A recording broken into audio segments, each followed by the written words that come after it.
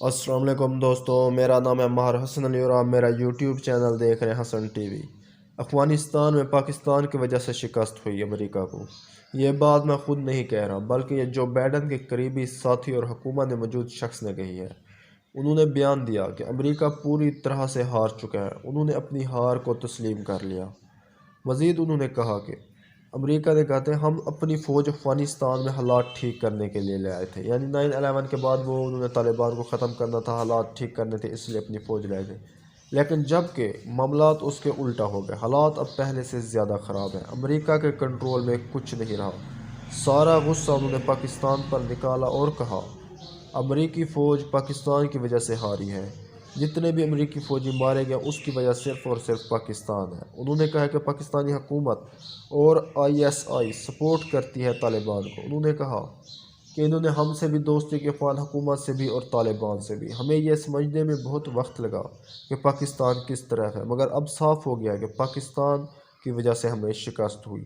انہوں نے جو ہے اپنی ساری ناکامی کا جو بھانڈا ہے وہ پاکستان کے سر پھوڑ دیا، جبکہ وہی لوگ پاکستان سے منتیں کر رہے ہیں کہ ہمیں نکلنے کے لیے محفوظ راستے دیں، اب طالبان کو سمجھائے، اب وہی کہہ رہے ہیں کہ یہ پاکستان کی وجہ سے ہوا ہے۔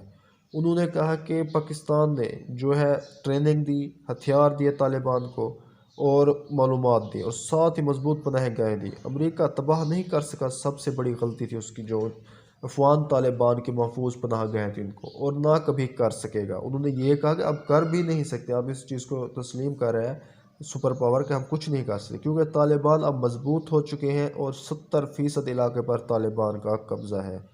پاکستان نے دونوں طرف سے فائدہ اٹھایا۔ اس پر بھارت بہت پریشان ہے۔